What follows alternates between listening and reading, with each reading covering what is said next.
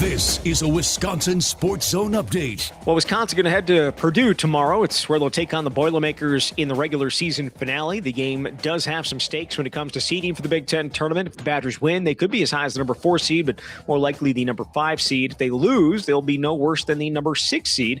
Purdue beat the Badgers by double digits in early January. Coach Greg Gard knows the challenge waiting them in West Lafayette. Yeah, they're good. They're good. Mackey Arena is a hard place to play. Really good point guard. I don't know if you've heard of him, Braden Smith. Pretty good. Good front line. Good players. Terrific coach.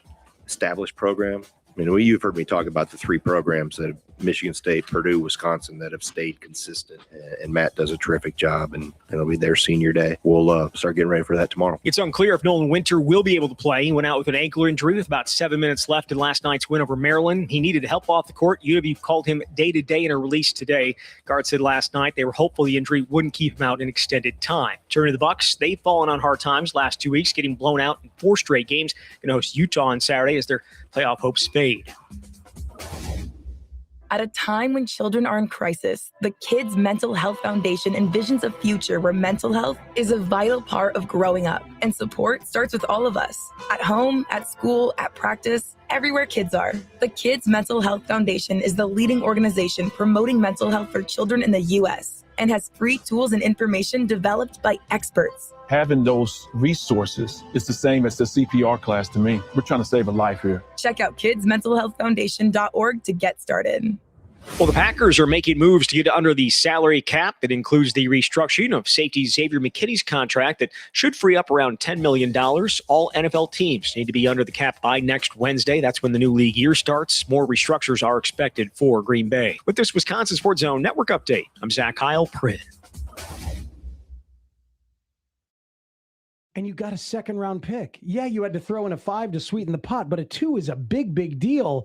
And you now have the freedom to do other things. In a salary cap sport, in terms of the assets, I think this trade is a home run. I do think that they that's it. The position group that they were the most rich at, they had the most depth at, is the one where they were able to part with somebody. Unfortunately, that somebody is somebody of huge consequence. That's why he was paid so much on your team. They have 3 wide receivers with somewhere between 630 and 690 yards receiving. Well, you needed every one of those yards in order to win in the playoffs. You can't pay $26 million to one guy who's one of 3 dudes in the 600s in terms of your production. Expensive wide receivers get traded all the time in this league. That's what happens to them. The Chicago Bears are trading receiver DJ Moore to the Buffalo Bills, and on the surface, it's a win-win for both teams. Moore's contract had $38.9 million that was going to become fully guaranteed next week. This is where Wisconsin gathers to talk sports. Packers, Brewers, Badgers, Bucks. The Wisco Sports Show is on the air. Now, here's your host, Grant Bills. DJ Moore traded by the Bears today. That's the story that's getting my goose. We'll talk Packers. They restructured Xavier McKinney's deal. A little bit of a sign, possibly of things to come. Doesn't need to be, but could be. So we'll get into that throughout the show. The Brewers are also playing, and Garrett Mitchell's having a day. And I'm happy for him, but I also fear what that means for some of the conversations we're going to have on this show. Because it's the same thing with him and Marshawn Lloyd. I don't know what to do with those two. Comes up all the time on Bill's show where he's like, if Marshawn Lloyd could just be healthy, then we could do it. Blah, blah. I'm like, well, yeah, but that's an insane thing. That would be an insane thing to happen if Marshawn Lloyd would be healthy. And I kind of feel the same way about Garrett Mitchell, but he's got a big time home run, a couple of knocks, some RBIs today in their spring training game. So we'll talk Brewers tonight as well. But I want to start with more headlines around the NFL. It's been an awesome week for NFL news. And I'll be honest with you folks. There's plenty of days where I come in here, not many, but here and there, there'll be a day where I come in here and I'm like, nothing is going on that interests me. I'm not excited to get on the air and talk about anything. And I'll find something, and the show's almost always fun. Like I'm very rarely bored doing the show. It's a pretty good job. I'm not complaining. But there are days where I come in, I'm like, I guess Bobby Portis had a double-double. We'll talk about that. Braden Carrington had a nice night. Like sometimes, especially during the winter, when there aren't big football stories or the Brewers are inactive and there's nothing going on, there'll be days where I'm like, nothing that's really getting me going. The NFL right now has me sucked in. There's moves happening left and right. There's great stories left and right. And the new league year hasn't even begun. That doesn't happen until next week when free agency officially opens.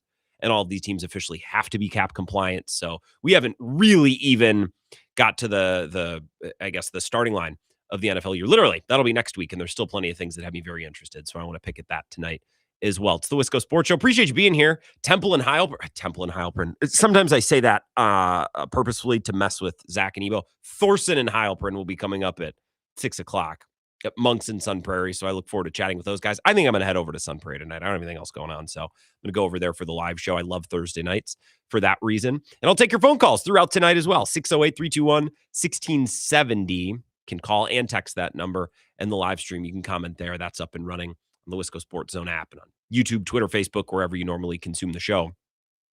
We learned that the Bears were trading DJ Moore to the Bills earlier today, and we went probably, I suppose I could go back and look, but we went what feels like about 15 minutes before we knew what the compensation was, what was being exchanged, which doesn't seem like that long. That seems like a very reasonable amount of time, but in 2026, like anything longer than 60 seconds, you see the Schefter tweet or the Pelissero tweet or the Rappaport tweet about the deal, and then you're instantly refreshing. It's like, but what did they trade? What did they trade? Like, I want it now because it's 2026 and because I'm staring at Twitter on my desktop here. We went about 15 minutes. Well, it turns out the Bears are going to get a second-round pick in exchange for DJ Moore and a fifth. So a little bit of a pick swap, I guess. I hate when people try to boil it down. It's like, well, the Bears got a second and the Bills got a fifth, so really it's for a third. No, really what it's for is the Bears are getting a second and the Bills are getting a fifth. Don't dumb it. You don't need to dumb it down for me, please and thank you. It's a second for DJ Moore and a fifth. That's what's going to Buffalo. And Chicago doesn't have to eat any of the money. He was set to make, 25, 26, 27 million. Now, guaranteed money versus against the cap versus bonus. I don't know exactly how the money broke down, but it was somewhere north of $25 million was set to be on the Bears' books. They don't have to pay any of it. I didn't think they'd be able to get a second-round pick. I figured now if they eat a bunch of the money, then sometimes that's a way to facilitate a deal. Sometimes you can get a better pick in return if you eat a little bit of the money. The Bears eat none of the money. They get a second-round pick in return. That's a pretty slick, sweet deal for the Bears. So now they've cleared a bunch of money off the books. They can extend guys. They could sign guys. And now they have an extra draft pick. A lot of Max Crosby buzz today. We got a report earlier from Jordan Schultz. I will read you exactly what he said. Jordan Schultz. Teams have gotten the sense that the Raiders are more open to the idea of trading Max Crosby. Some of these reports always make me laugh. Now we're going to react to it because it's there for us to react to. And, I always say, why does a show like this exist if we're not going to react to every little report and every little scoop on Twitter that we get? But if you read that one more time, teams have gotten the sense that the Raiders are more open to the idea of trading Max Crosby. There's 3 levels to that statement. Teams have gotten the sense that the Raiders are open to the idea of trading Max Crosby, right? There's levels to that. The most direct would be the Raiders are trading Max Crosby. The next would be the Raiders are open to the idea of trading Max Crosby. The next would be teams are getting the sense that the Raiders are open to the idea. We got a long way to go from here to the point where Max Crosby is traded, but I know a lot of people saw this move today. There were a lot of people who were connecting Max Crosby to the Bears already because him and Caleb did a podcast together, and it does make sense, where the Bears are in the trajectory of their team building thing, their team building, path here. They have the rookie quarterback who's only going into year 3. He's not going to need an extension. That money's not going to, become a problem for them for a couple more years. This is the time you start to use that advantage. When you have the rookie quarterback that's not making a mountain of money, you go spend that on an edge rusher. You go acquire a guy. You go sign a big-time wide receiver. So a lot of people have been connecting Max Crosby and the Bears. I guess if Max Crosby gets traded and I had to throw a dart at a dartboard and guess where he's going, I guess my guess would be the Bears because I don't know what other team. The Rams, I just always assume the Rams are looking to take a massive swing, but they just traded for Trent McDuffie. They could probably amass a number of draft picks that could get it done. It just seems less likely. So I guess if I had to throw a dartboard, I would guess the Bears. I bookmarked this 20 minutes before the show started or so. Adam Schefter on Waddle and Sylvie on ESPN Chicago. Couple bullet points. Didn't seem convinced Max Crosby gets dealt, but did say he doesn't see the Bears in the driver's seat for a deal. So there's 2 points there. I don't think Crosby's getting dealt, but even if he does, I don't see the Bears being in the driver's seat. This next point here is something that I said, okay, I get this. This is what I would have predicted too. Says he thinks they'll go cheaper than Linderbaum at center, maybe Biotish or Cushenberry. Remember, the cat from the Bills is probably going to be available as well, Connor McGovern. And if the Packers let Elton Jenkins go, okay, well, there's another option. Now, he's still under contract. The Packers would have to release him, but that's another guy who could potentially be available. It's going to be a bunch of centers. And he says the Bears are looking Biotish, Cushenberry, one of those guys. I was texting with one of my best friends who's a Bears fan earlier today about this because we're like, hey, what do you think of the DJ Moore trade in our little group chat? And he like, how could you not like it as a Bears fan? His lifespan had kind of run out on the Bears. It felt like they had drafted Colson Loveland. They drafted Roma Dunze. They drafted Luther Burden. All of those guys seem to be legit, most notably Burden and Loveland. I'm still not sure how I feel about Dunze. He was hurt a lot of last year, which affects it, but I'm not sure how I feel about him as a pro. Bears fans, maybe you have your own opinions. I don't know. I don't watch your team every week. My thought was this is what I told my buddy. Everyone's going to think they're going to go after Max Crosby. And watch instead, they will use that money to sign Linderbaum, or they will use, those resources or picks to acquire offensive linemen because they need a tackle, they need a center, as we discussed at length yesterday, because Ozzie Trapillo got hurt and Drew Dahlman up and retires out of nowhere at age 27. Adam Schefter said the Bears have no ties to Hendrickson currently as well. I still have a hard time seeing Max Crosby getting traded, although it seems like if it was in the NBA, it would have happened already. I guess Giannis maybe would be the outlier, but it just seems like such a natural point. Like, why wouldn't the Raiders want to cash in? Why wouldn't Max Crosby want to leave? Who's to know? I think this is a great deal for the Bears, getting a second rounder and trading away 26, 27, whatever it was, million on the cap to send DJ Moore to Buffalo. I don't really like DJ Moore that much. I clipped this cut of Colin Cowherd earlier talking about this deal more from the Bills side, which I thought was interesting. Most people are choosing to focus on the Bears of it all. And maybe that's just my algorithm because I follow NFC North people, but here's Cowherd. Everybody has been throwing shade at Brandon Beane, the GM of the Bills. I like the move. He just got DJ Moore, wide receiver, a number one wide receiver who never misses starts. The dude hasn't missed a start in like 5 years. DJ Moore worked with Joe Brady, the head coach, the new head coach of the Bills in Carolina, and he had his best year. So DJ Moore is absolutely a number one. I don't think he's a number one. I think DJ Moore's good. And I guess if I was running the Bills and the best wide receiver on my roster is Khalil Shakir, I guess maybe I'd do it. A second rounder, like that's a tough amount of freight to pay, especially when you have to eat all that money. I don't really like DJ Moore all that much. I don't think he stinks. I don't think he's bad.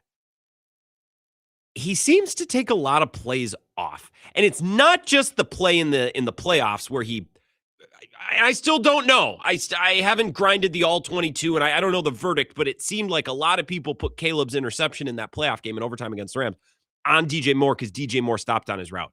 I'm not even referring to that play. DJ Moore is thick. He's big. He's strong. He's like a long running back playing receiver. He should be a bruiser. And a lot of times when I've watched him, I'm like, it just seems like you could be a little bit better. He should be a little bit better than he is. I'm not saying he's bad. He's good. I would take him on. Shoot, I'd take him on the Packers. Not for a second round pick and for almost $30 million, but my team's not the Bills. Thank God. And I realize Josh Allen's great, but I don't trust the Bills outfit at all. As we've talked about, I think they will just spiral downward after firing McDermott. I think it's going to be Budenholzer, but in the NFL. I think DJ Moore he's 80% of the player he's capable of being. He's just not quite, he doesn't quite have all of it. And maybe he'll be great with Josh Allen. He's worked with Joe Brady before. He played for Joe Brady in Carolina when he was the offensive coordinator there, I guess. I was listening to Florio talk about this move this afternoon. And of course, Florio, because he's Florio, and I love him for this, he points out, well, the Bills made it clear that they didn't believe talent was the issue because they fired their coach and they retained their GM, but then their GM in making this move, admitted talent is an issue and they acquire talent, which I don't hold against Buffalo. You need to get better and build around Josh Allen. But again, the coach got fired, presumably because he had the talent to win some of those games that he didn't. This move would signal that maybe that's not the case. I don't think DJ Moore is the number one. I don't think the Bears will miss him that much, especially with Loveland and Burden ascending. I still don't know what I think about Odunze again, but the other two I really like. And they're going to be a big-time running team as well. I don't think the Bears will miss him that much, especially for a second-round pick. And I think this is very Billsy. Just overpaid for a player who's not as good. Like, just trade for A.J. Brown then. If you're willing to give up a second and need almost $30 million, just acquire A.J. Brown. Maybe Joe Brady likes DJ Moore more. I don't love A.J. Brown either. I kind of think he's over the hill. Then again, he was checked out for stretches in Philly, so who knows? This is just another very interesting NFL story leading into the beginning of the league year next week. I will give you just a news and notes on the Packers real quick before our first break, and then I'll get right to the calls on the other side. I just want to dig into a lot of these NFL stories. But we learned from Jeremy Fowler this morning that the Packers are restructuring Xavier McKinney. I'll give you a little bit from Justice Mosqueda. The recent move to convert the majority of Xavier McKinney's salary and roster bonus changed that as his cap hit for 2026 dropped from $19 million to just $9 million, covering the 5.1 the Packers were over the cap without changing McKinney's cash flow. Teams are very capable of getting under the salary cap when they need to. You just take base salary or you take money that would hit the cap and you convert it to a signing bonus. You just give it to them up front. Now, that's sometimes difficult because that's cash you have to hand a player all at once. Or if you're guaranteeing money, that money needs to sit in escrow somewhere. And these NFL owners don't always like doing that. So, well, the salary cap, what do you want us to do? Well, you could guarantee a bunch of players money and that would free up salary cap space. So I'm glad the Packers made this move. This is a move that some owners are hesitant. Some organizations are hesitant to make because they don't like guaranteeing the money because it does have, real life financial implications. We know these teams make money hand over fist, but guaranteeing whatever, $10 million, let's say, means you are giving $10 million in cash to a player. You're placing it in escrow, physically in escrow somewhere. Not all the franchises and owners are willing to do that because some of them are cheapskates and they just want to collect money and say, well, what do you want us to do? Salary cap. The Packers are now under the cap. And I don't think they're going to make other big moves, at least not until they have to. There's no big bonus due to Elton Jenkins. There's no big salary kick due to Rashawn Gary. They could, in theory, hold both of those guys on the roster just the way that they are into the offseason and just see what happens. Tom Silverstein was on with Bill earlier today. He talked about this. I'll play you that sound and other comments from his interview because he was tremendous. So we'll work that into the show. I would not expect another move from the Packers anytime soon, unless the Packers think, okay, we want to hit day one of free agency with more cap space so we can do this.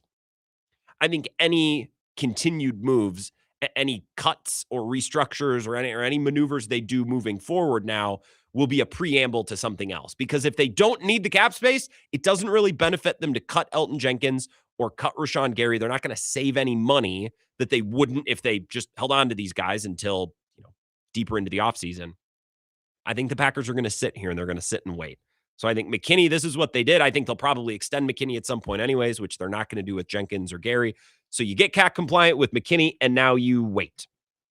And we see if the Packers have any plans to create more space to bring in more guys. I would be kind of surprised. They fired their free agency wad last year, but there's no rules that say that you can't do it 2 years in a row. You just need to, create more cap space, which is not that hard. It just takes a financial commitment. Okay, your phone calls next on the Bears move and anything going on with the Packers. 608-321-1670. Be right back. This is the Wisco Sports Show with Grant Bills on the Wisconsin Sports Zone Radio Network.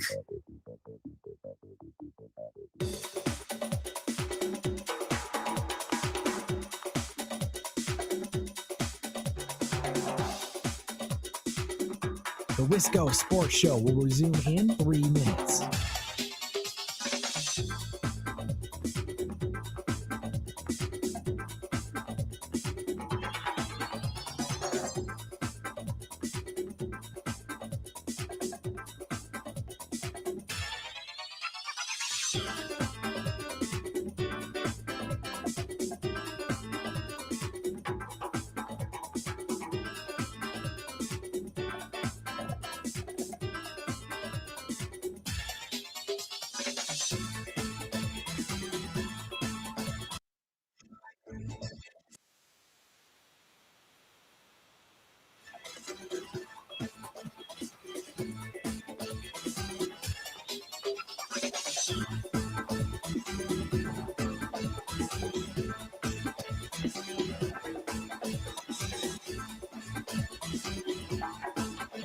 The Wisco Sports Show will resume in 2 minutes.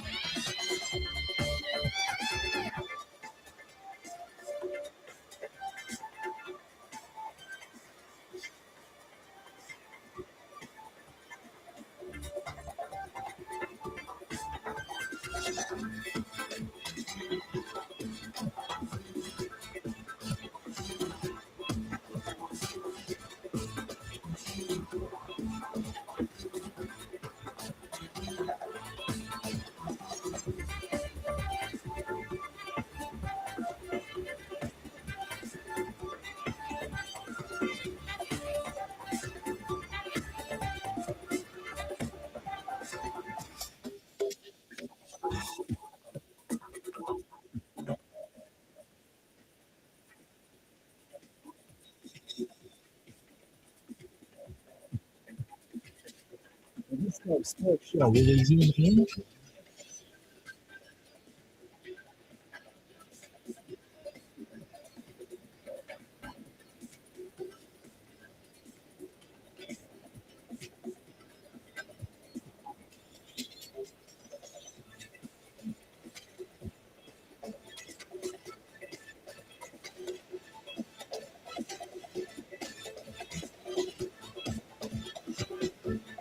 The Wisco Sports Show will resume in 30 seconds.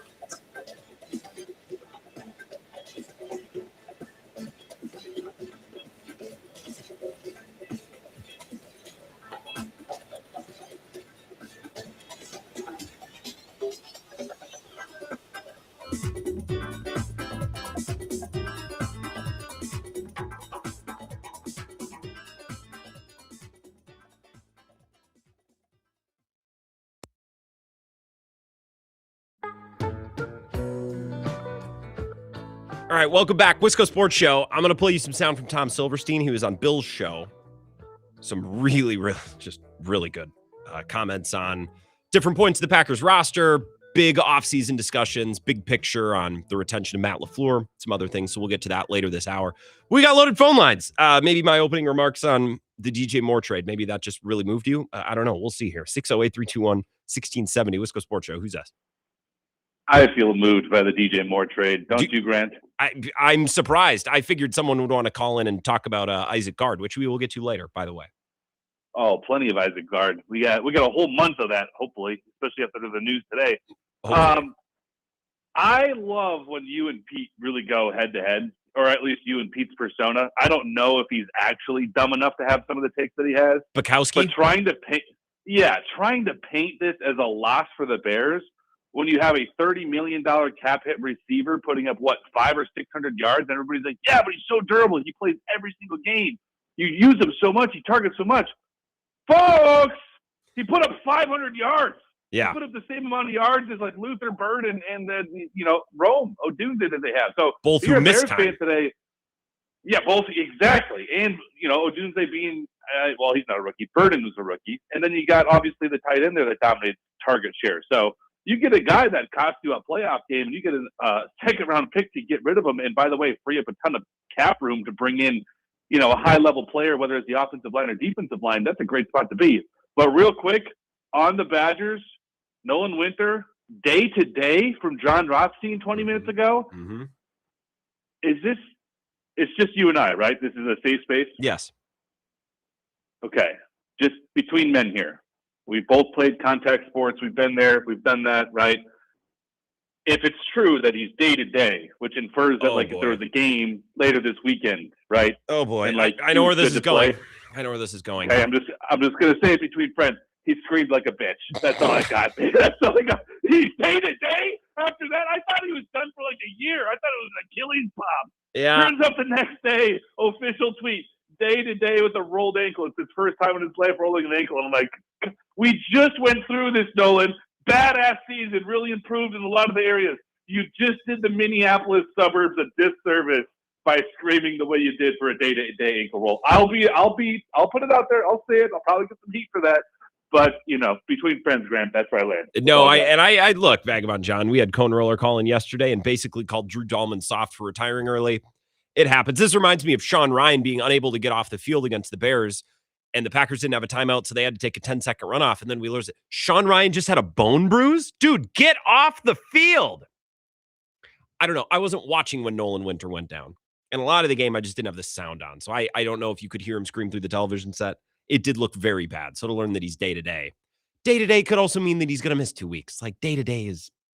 Yeah, he didn't blow out his knee or his Achilles, but I don't know that that means he would play, a game on Saturday if they had one. All right, let's take another call. Wisco Sports Show. Who's this? Hey, Grant Bills. It's Thomas. Thomas in La Crosse. What's up, Thomas? Not too much. I had a crazy past 48 hours. I landed myself in the emergency room for the first time since I was 3 years old. Is it inappropriate to ask for what reason? Not at all. I mean, I would say you our brought it up. I can share that. No, yeah. I mean, I love Prayer Warriors, and I passed out in my room early in the morning. Just fainted? Just to echo off Wisco Greaves, is that Tyler in Massachusetts? We are all day-to-day. Yes.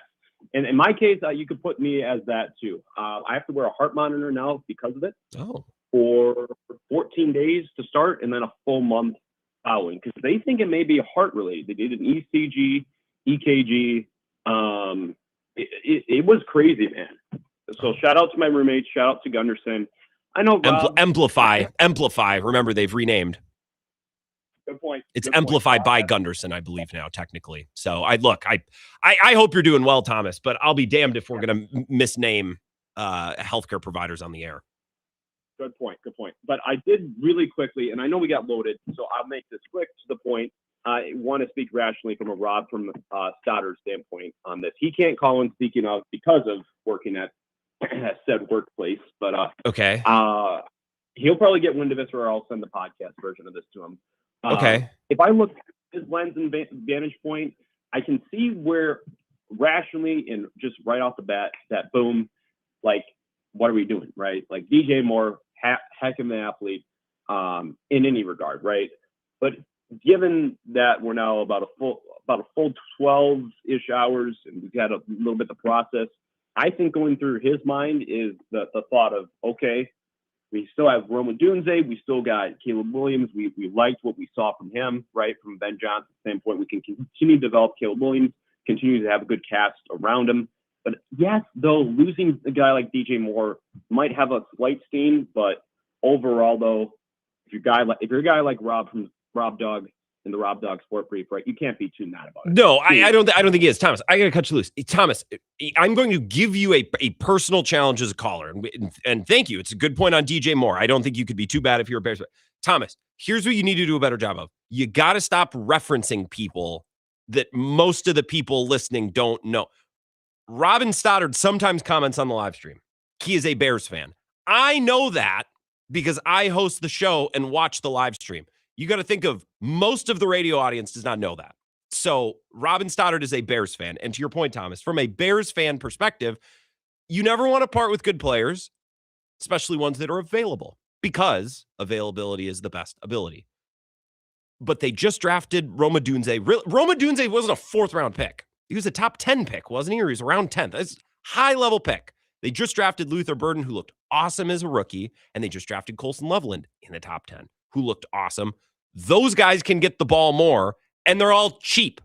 And as Caleb Williams matures, goes into year 3, you feel okay peeling away maybe a little security blanket, maybe DJ Moore. Well, you don't want to take away a young quarterback's. Well, in year 3, you can peel away a little bit of that security blanket and save almost $30 million. So I'm with you. I think it's a great deal for the Bears. And I don't like DJ Moore that much. I think he's a good player who should be a lot better than he is. And I don't know if it's mental. He should be more badass. He should be more, it's just a little, he just lollygags a little bit. Which if you're a deep threat, if you're Deshaun Jackson and you're not getting the ball on any given play, you can lollygag a little bit. DJ Moore is a badass, big, thick, physical, punishing player over the middle. And he doesn't often lean on that as much as he should. Thomas in La Crosse, thank you for the call. Not one of your worst, actually. I hope your heart's doing okay. 608-321-1670. Wisco Sports Show. Who's this? Grant, I would never tell you how to run your show, okay, but I feel like today we are just burying the lead with DJ Moore talk, overtaking Isaac Gard, hitting a logo 3 in front of his dad. It was not, in Maryland's face and watching the bench go crazy. I mean, honestly, this might be hyperbole, but biggest Badger basketball moment in the last like 4 or 5 years, in my opinion. Really? I mean, from like a pure joy and excitement standpoint. Yeah. Honestly, I was brought to tears when Isaac Garden checked out, hugging his dad. They're both crying. I mean, how can you not get emotional about that? Okay, spin zone, for those of you who roll your eyes at Isaac Gard, he's only here because his dad is a coach. Spin zone, wouldn't cone roller college basketball be better off if there were a bunch of Isaac Gards? Walk on, earn time, played on the scout team, stayed at one program their entire college career. Now, in theory, it would be better if that guy then turned into a star and played a lot as a senior. But like, I think you could make the case that college basketball would be better off if there were a lot more Isaac Gards out there. If society would be better off if there's a lot of Isaac Gards out there. Nailed it. I agree. And he did look pretty. Was that Isaac Gard or Klay Thompson? Because the way he caught that and went up with confidence and just nailed it, it didn't look like a de facto practice squad player to me.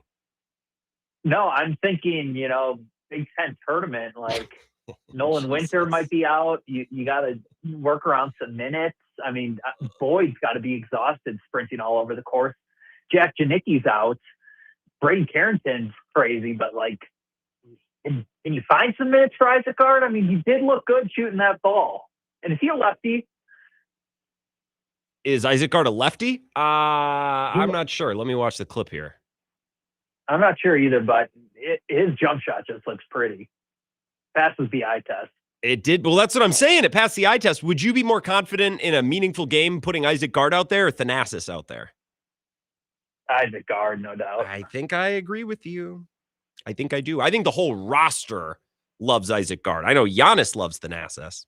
I don't know if he has the full buy-in. And did you hear the Kohl Center last night, Cone? You've attended a bunch of games there. That was a rare type of moment at the Kohl Center last night. Absolutely. My 7-year-old nephew was at the game, and like I just couldn't ask for a better like role model for him to watch Isaac Gard. My 7-year-old nephew. Thank you, Cone. That's a good call. Anything else before I go? DJ Moore, good move for the Bears. And question, is $30 for an outfield ticket to a spring training game too much? Like, spring training's getting ridiculous with these ticket prices. Look, Cone, that's a great question. I'm gonna run because we got one more caller to get to. I'd pay it. It shouldn't cost that much. It's not ridiculous, but it shouldn't cost that much. But how many things can we say that about in 2026? Where it's like, yeah, okay, like I'll pay $30 to sit in the outfield, but Jesus, like, why does it cost that much? You know what I mean? I got a McDonald's breakfast on Saturday. Hash browns are $2.29. Like, those used to be 99 cents. So $1.29. I understand that. $2.29. Like, you're really just like, it's blatant now. They just don't care. Nobody cares. Just screw you. Pay for it. And I did.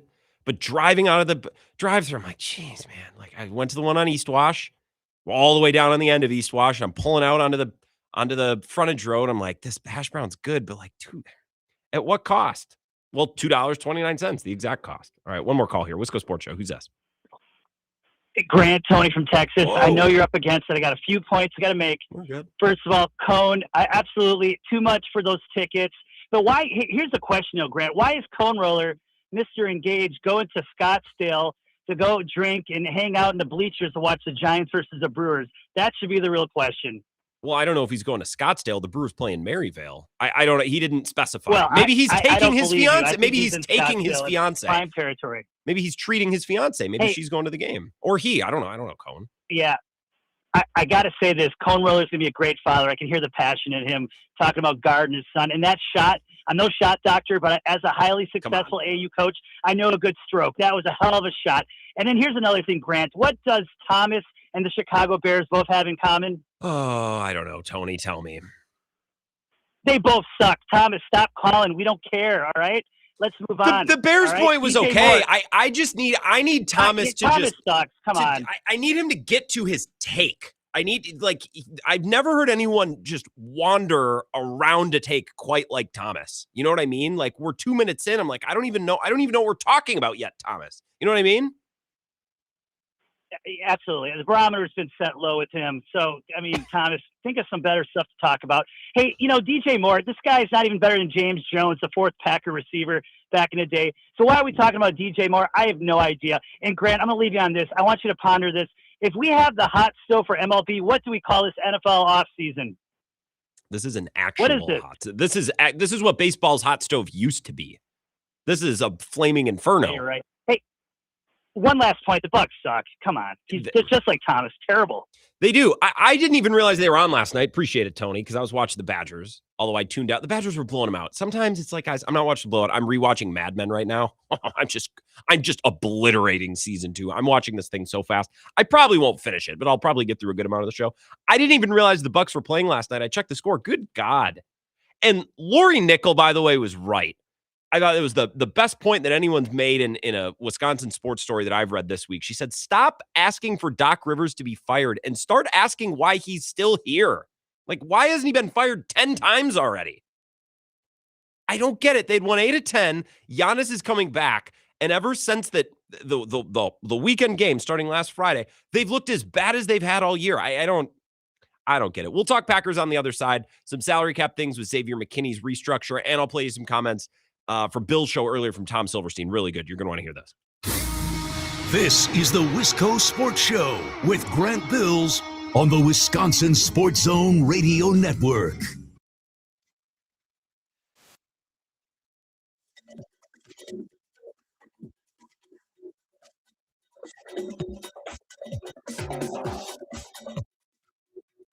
Wisco Sports Show will resume in 5 minutes.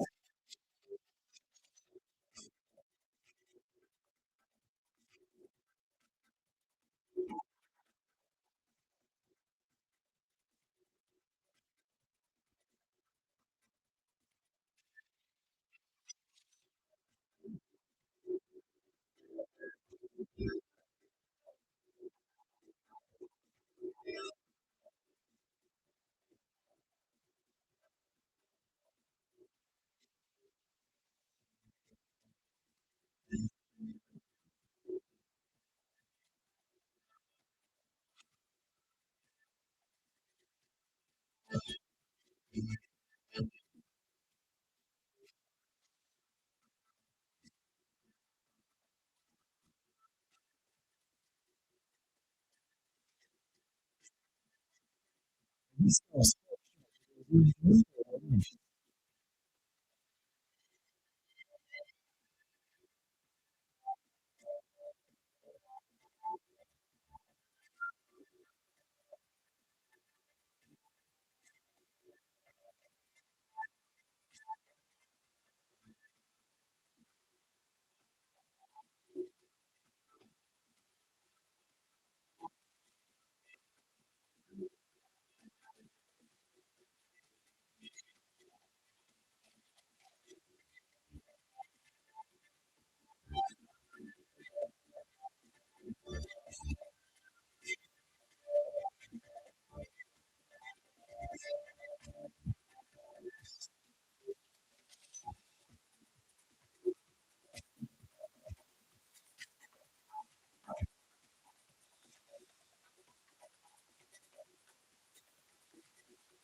Wisco Sports Show will resume in 3 minutes.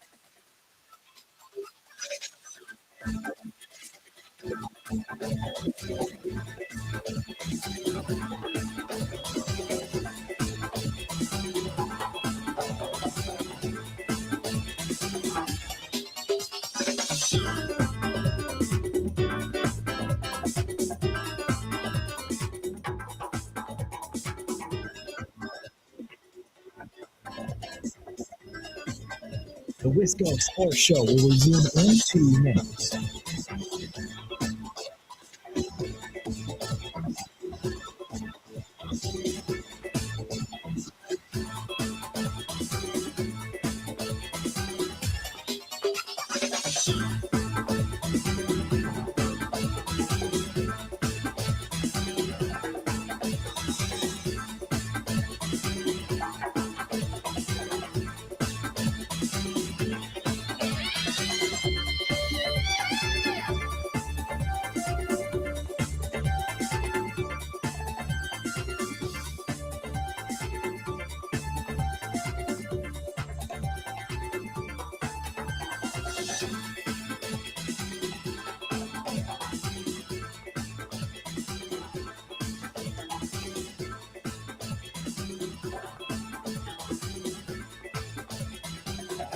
The Wisco Sports Show will resume in 1 minute.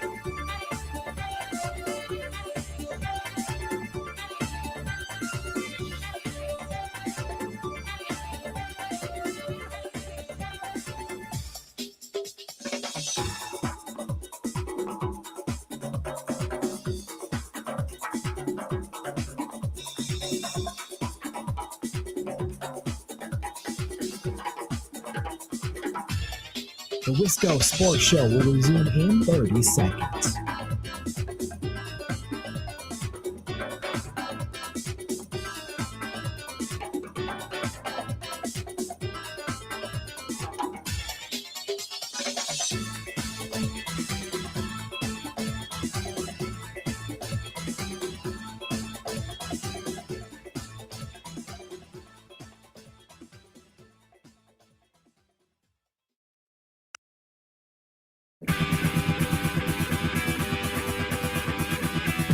All right, welcome back. Exciting night. Thorson and Heilprin coming up at 6 o'clock in Monks and Sun Prairie. I'm going to get over there. I love their live show. I love a nice cold beer at Monks in Sun Prairie. I have a couple of cuts from Tom Silverstein. He was on with Bill Michaels earlier today. Some really good information. And I saw Tom's tweet over this last commercial break, a little breaking news. Bob Harlan has passed away. The age of 89. And Tom tweets, Harlan was the architect of the organization's resurgence in the 1990s and one of the most important people in Packers history. So over this break, I texted the guy I just mentioned, Bill Michaels. I said, hey, do you have a couple of minutes to talk about Bob Harlan? He was one of the first people you met when you got to town. I think that's the story as I've heard it. Bill, is that correct? Yeah. When I was interviewing, back in 98, in December of 98, he was one of the people that I talked to. And he was one of the guys that, me and Wayne Larrabee, we got hired at the same time. And Bob was one of the first people that I met. He wanted to, he called me after I took the job in 99. And when I first started, when I was working for TMJ and the Packers Radio Network, and he called me and he said, hey, I want you to come up to Lambeau. So, and I've told this story 1,000 times, but he walked me through to meet everybody, everything from the front office, the receptionists and the secretaries and everything. And that's before the renovation of Lambeau Field. And he took me outside. We walked, through the north end zone. We walked out of the tunnel across the bricks, and we sat in the stands. And he said, I want you to just listen. And it's a beautiful sunny day, not a cloud in the sky. And I'll never forget it. There's a little bit of a wind. And he said, just listen. And he just sat there and he had such a sense of history. And he said, just think of the names. And so you start looking up around the Ring of Honor and you see all the different names, everything from Curly Lambeau all the way up to, what was then going to be Reggie White. You think about Favre and you think about back in the days of Paul Hornung and Bart Starr and all these names. And he said, just think about the history here.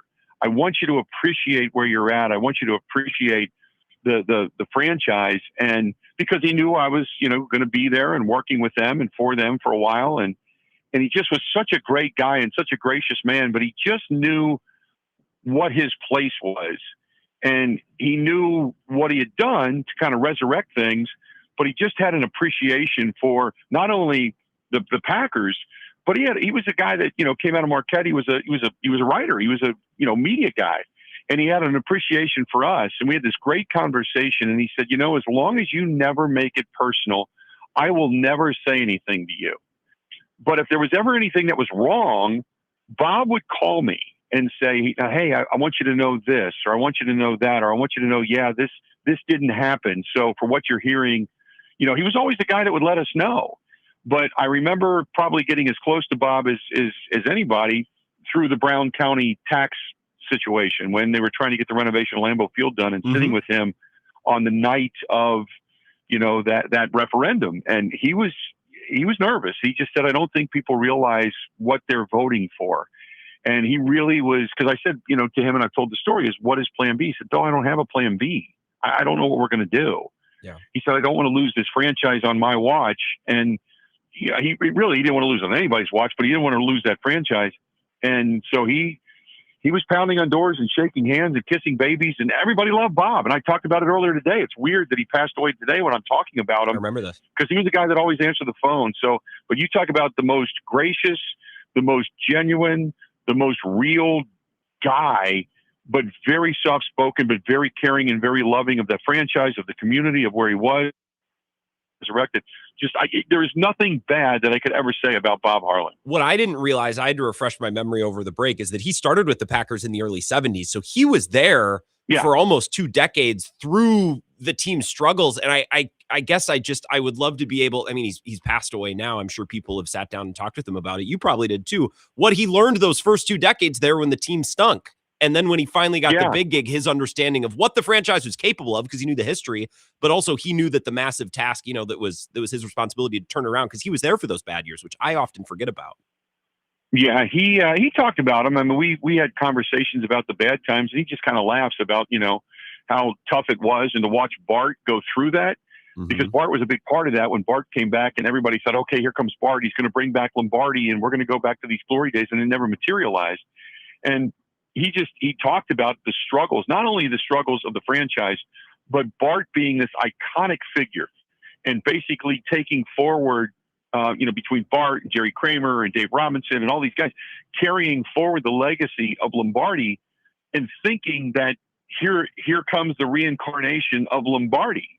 And to watch Bart go through the pains of not being able to resurrect the franchise, not being able to bring it back to the glory, seeing the guys around Bart not be able to get that job done.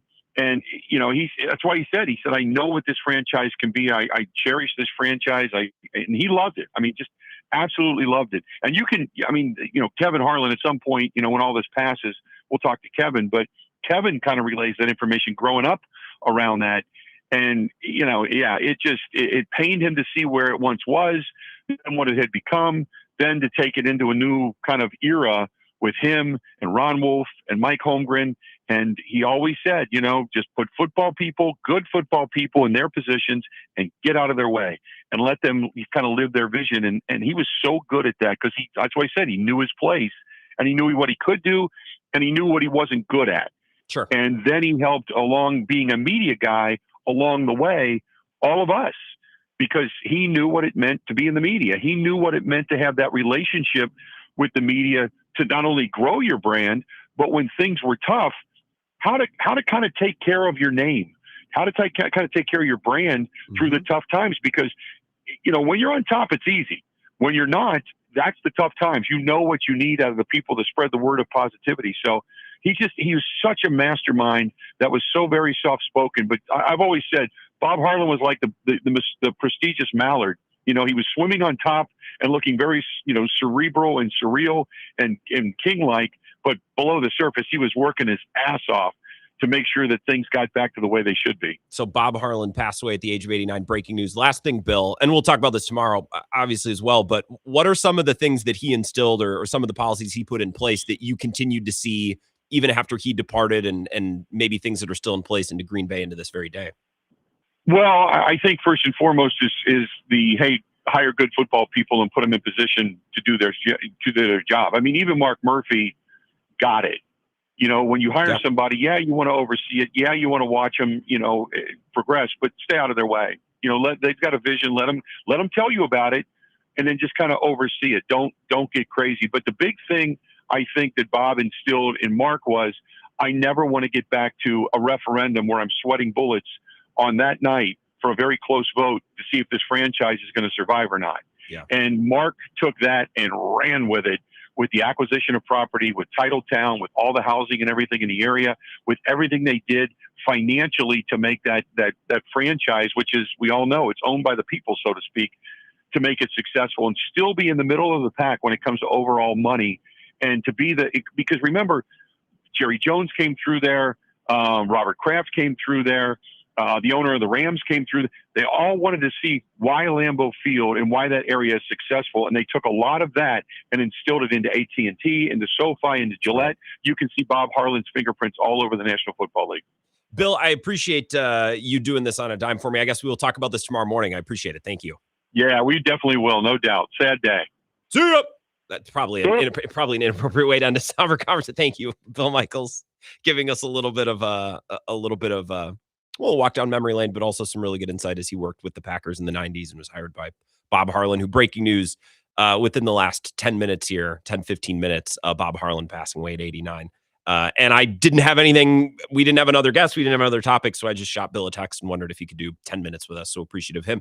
And funny enough, we're going to hear a little bit from Bill's show earlier today when Tom Silverstein joined to talk about a couple of different Packers things. So we'll get into that as the show continues. I want to talk some Badgers and Brewers in hour number 2 as well. But let's take our final break of this hour. The show presented by Kai's Chevytown, less than a mile off of I-94. They're a short drive from anywhere. They've been helping folks for 3 generations now in Northwest Wisconsin, but beyond as well. And if you're looking, I was talking about this earlier this week, if you're looking forward to summer and you feel the weather getting a little bit warmer and you're starting to think, okay, it's time to, get the boat out. It's time to get the camper out. Even if you're not pulling like a huge boat, or maybe you have a small trailer where you take the kids' bikes around, or, some camping gear, and you've been looking to upgrade that vehicle. Well, they can help you with a Silverado or a Trax or a Blazer. They're running a lot of specials right now. If you go look at their inventory online, it's updated daily at ChevytownUSA.com. You could stop by and see them and check out their inventory in person as well. But if you want to do a quick glance to their website, it's updated daily, often multiple times a day. So ChevytownUSA.com to start the buying process, or just kick around and see if there are some vehicle options that work best for you. Be wise, see Kai's for the best buys. We'll be back in just a couple minutes. This is the Wisco Sports Show with Grant Bills on the Wisconsin Sports Zone Radio Network.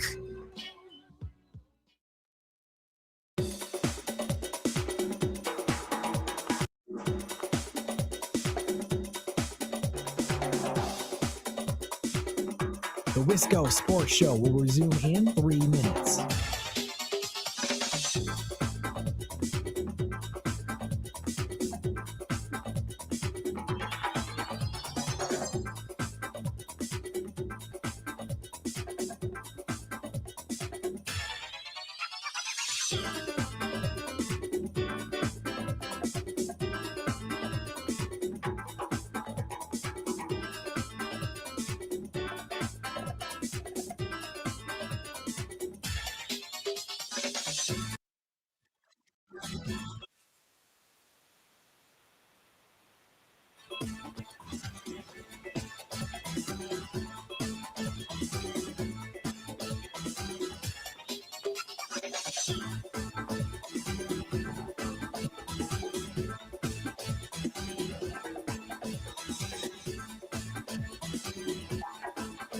The Wisco Sports Show will resume in 2 minutes.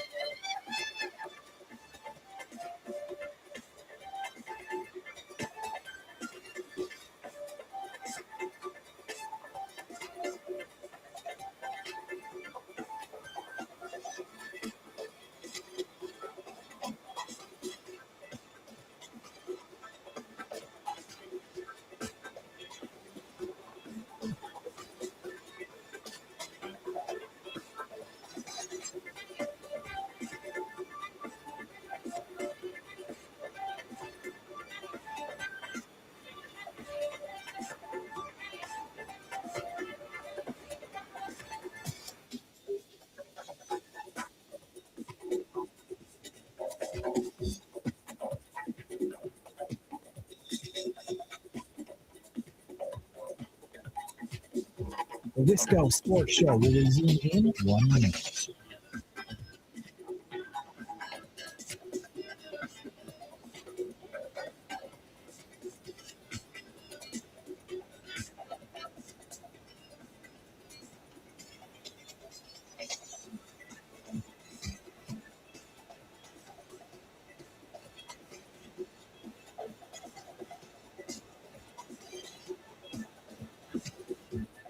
The Wisco Sports Show will resume in 30 seconds.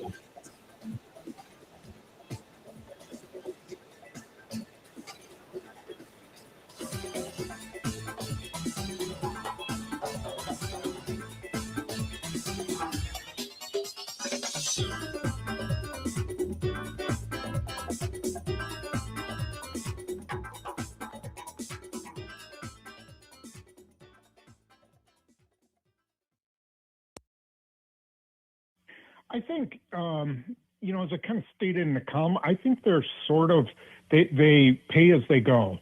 So if there's a free agent that they want to sign, or if there's one of their own that's going to cost them some money, then they clear the space. They needed McKinney's money, someone's money, to get under the salary cap because they're over it right now. I assume they're going to, make some moves, possibly cutting Elton Jenkins, possibly cutting Rashawn Gary, which would clear about $30 million worth of cap space. Then they're going to have to figure out how to sign whichever ones they can or that they want to sign. I think they figured that Quay Walker is gone. The other guys, I think they're probably in on it, but they'll only go to a certain point. So I think it all kind of depends on how things flow through free agency, and they'll tap whoever they need to tap to get that money. So that's the Journal Sentinel's Tom Silverstein on Bill's show earlier. It was one of the first questions Bill asked him. Said, okay, Xavier McKinney's been restructured, and now they're cap compliant. Do we expect anything else? Do we expect more? And it's one of the notes that I wrote down from the interview, and I wrote down 5 or 6 things. You'll hear more of that in hour 2. Tom saying they pay as they go. They're going to pay as they go. They're not going to create cap space where cap space isn't needed. They're not going to start cutting guys they don't need to cut. They're not going to start trading away guys just to save money if they don't need that money for anything. Justice Mosqueda has a piece at Acme Packing, went up this afternoon, that completely speaks to this. You should go read it because it articulates this much better than I can. But the lead is the Packers are now cap compliant after Xavier McKinney's conversion. Green Bay is barely under the cap, not enough to go on a spending spree, but enough to sit pat without releases. And his point is they have no need or no reason to do anything with Rashawn Gary or Elton Jenkins anytime soon. He likened their scenarios, their situations to Jair Alexander.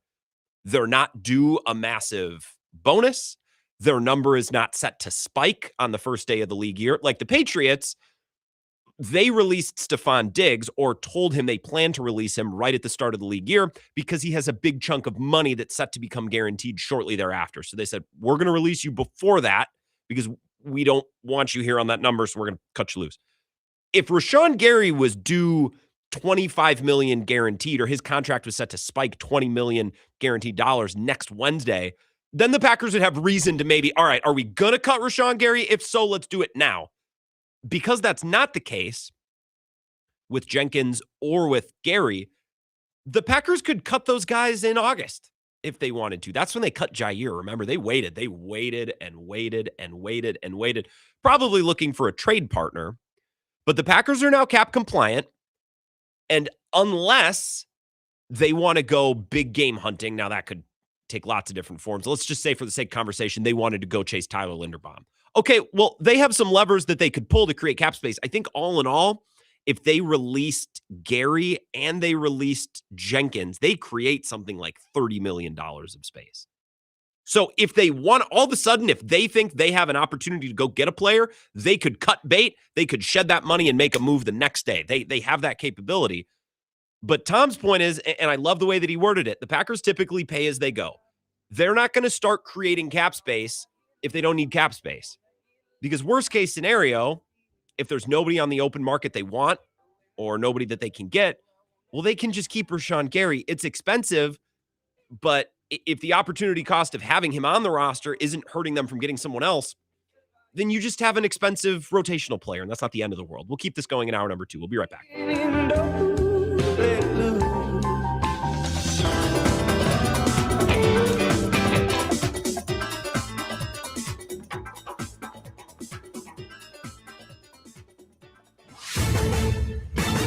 This is a Wisconsin Sports Zone update. Well, Wisconsin center Nolan Winter listed as day-to-day with a lower body injury, and that was the word from the Badgers today. Less than 24 hours after, Winter was forced out of the win against Maryland with what appeared to be a left ankle injury. He was unable to put any weight on that leg as he was helped to the locker room.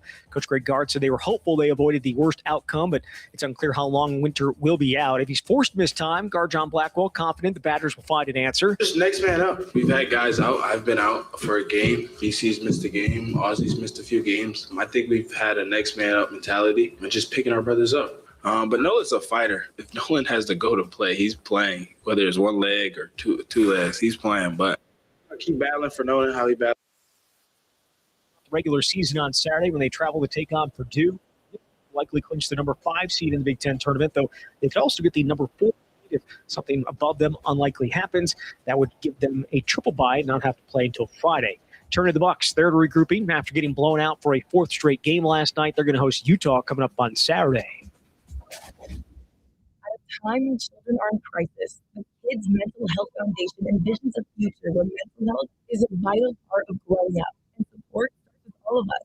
At home, at school, at practice, everywhere kids are. The Kids Mental Health Foundation is the leading organization promoting mental health for children in the U.S. and has free tools and information developed by experts. Having those resources is the same as the CPR class to me. We're trying to save a life here. Check out kidsmentalhealthfoundation.org to get started. Well, legendary Packers president Bob Harlan has passed away. Current president Ed Policy called Harlan's tenure leading the franchise transformational as he oversaw the rebirth of the team in the early 90s, including a win in Super Bowl 31, along with being the force behind the needed renovation of Lambeau Field. Harlan was 89 years old. And you got a second-round pick. Yeah, you had to throw in a 5 to sweeten the pot, but a 2 is a big, big deal. And you now have the freedom to do other things. In a salary cap sport, in terms of the assets, I think this trade is a home run. I do think that they that's it. The position group that they were the most rich at, they had the most depth at, is the one where they were able to part with somebody. Unfortunately, that somebody is somebody of huge consequence. That's why he was paid so much on your team. They had three wide receivers with somewhere between 630 and 690 yards receiving. Well, you needed every one of those yards in order to win in the playoffs. You can't pay $26 million to one guy who's one of 3 dudes in the 600s in terms of your production. Expensive wide receivers get traded all the time in this league. That's what happens to them. The Chicago Bears are trading receiver DJ Moore to the Buffalo Bills, and on the surface, it's a win-win for both teams. Moore's contract had $38.9 million that was going to become fully guaranteed next week. This is where Wisconsin gathers to talk sports. Packers, Brewers, Badgers, Bucks. The Wisco Sports Show is on the air. Now, here's your host, Grant Bills. Hour number 2, you heard it in Zach's update, the breaking news of the afternoon, former Packers president Bob Harlan passing away at the age of 89. And if you're just tuning in, we had Bill Michaels on with us. You know, he hosts a Wisconsin radio show, of which I produce. He did 10 or 12 minutes, some really good stories, some great perspective. I love, Bill is a great wealth of resources, especially anytime you can get him going on his time with the Packers and around the Packers organization. He's just got a million good stories and great perspective. So it was great. And if you missed it, go back and find it in the podcast. Weird dynamic for me, though. I felt like I was taking my dad to school. Like, how can I can't with a straight face ask him questions. Thanks for joining me, Bill. And like, if I was him, I'd be like, shut up. Like, weird dynamic that and he's been on the show before. He normally does segments with us at the Super Bowl. And if there's any specific Packers news, like, he'll come on. But it's a weird dynamic. Not through no fault of his. It's just I'm normally producing his show for then to bring him on here and then for me to throw questions at him. That's the best way I can describe it. Feels like I'm taking my dad to school. My little backpack. Oh, here's my locker. Here's where I go to the bed. This is where I sit at lunch with my friends. It's 5:06. This is where Darnell the Chump calls. Yeah, he listens on the Zone in Madison. This is all very irreverent, by the way, to the passing of Bob Harlan. Rest in peace. Probably as important of a sports figure as you can find. And there have been plenty of owners, presidents, general managers who have run teams with great success. There have been plenty. We could sit here and list them for an hour. But what Bob Harlan did specifically, you know, quite literally resurrecting a franchise to the point where we didn't know, you know, what the future of the franchise or the location of the franchise could have been. And there was a comment or two on the live stream going by, and I'll try to go back to it. Scott says, I live in the Green Bay area. That vote was like 51-49. The second question didn't pass, giving the extra tax money to the county to spend it at their discretion. It was a really tight vote, a lot of bickering. He also says, and I think this is worth pointing out because now it seems like an insane thought these days to think that there was ever a concern about how the Packers were going to fund stadium improvements, or because now you go up there and it's the Titletown district and it's like they got the thing dialed because Mark Murphy, as Bill said, understood the importance of building it up and continuing the things that were started by Bob Harlan. So you credit Mark Murphy for that. But you go up there now, it's impossible to conceive of a reality where the Packers weren't just dialed the way that they are now. Scott continues, says, simply amazing what they were able to do with the entire stadium renovation, not even recognizable from the late 90s. You're absolutely right. But for most of my life, like I see the older pictures. I remember my grandpa, rest in peace, passed away 15-ish years ago.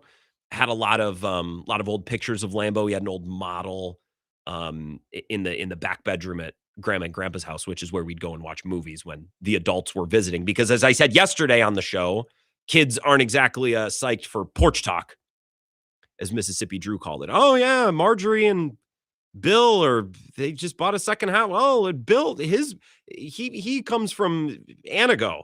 Mm-hmm. And her maiden name is such and such. You know, kids aren't. So we'd always go in the back room and watch movies. It's just covered in Packers memorabilia. You know, all the title towels and the old models of Lambeau. So, you know, seen lots of pictures of old Lambeau, but ever since I've been going there, I think my first time at Lambeau was 2013. It's hard for me to wrap my mind around the Packers having that area dialed in any other way than it is now. You know what I mean? So rest in peace to Bob Harlan.